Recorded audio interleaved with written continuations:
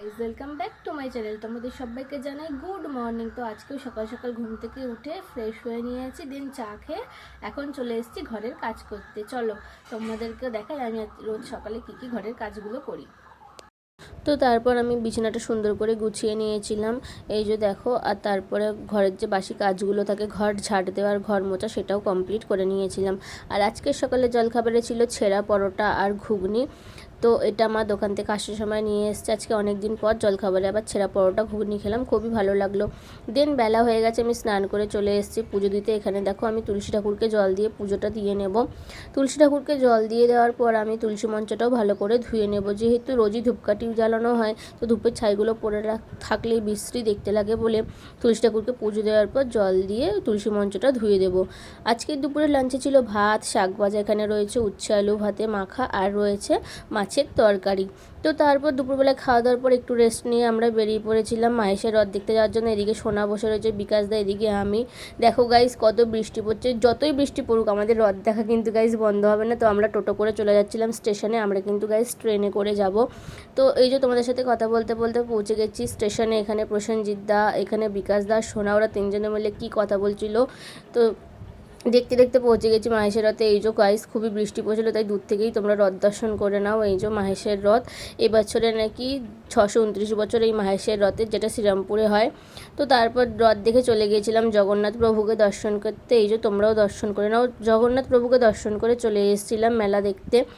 এই যে গাইস, যেহেতু অনেক বৃষ্টি পড়ছিল তাই মেলাতে অল্প কিছুই দোকান খুলেছিল, তখনও পুরোপুরি সব দোকান খোলেনি। তো যতটা দোকান খুলেছে আমরা সেগুলোই ঘুরে ঘুরে দেখে মেলা টেলা দেখলাম, তারপরে চলে এসেছিলাম। এই যে মেলা বলে কথা গাইস, ঘুগনি না খেলে হবে। এই যে ওখানে চলে এসেছি ঘুগনি খেতে। এই যে আমাদের ঘুগনিটা রেডি করছে কাকু, এই যে তারপরে দিয়েও দিয়েছে ঘুগনিটা। এই যে এইদিকে আমি খাচ্ছি, এদিকে বিকাশ দা, এদিকে রয়েছে সোনা, আর ওইদিকে রয়েছে প্রসেনজিৎ দা।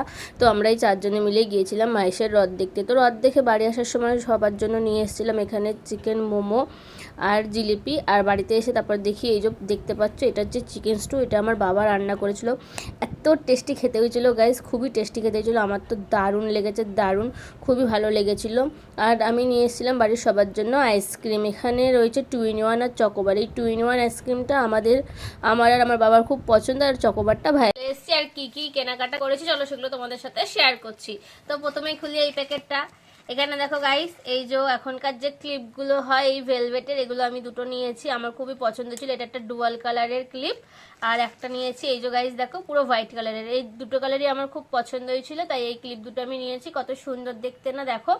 আর একটা জিনিস নিয়েছি গাইস, সেটাও তোমাদেরকে দেখাচ্ছি। তো আমার এক দেখাতেই খুব পছন্দ হয়ে গেছিল এই নেকলেসটা, কত সুন্দর না দেখতে।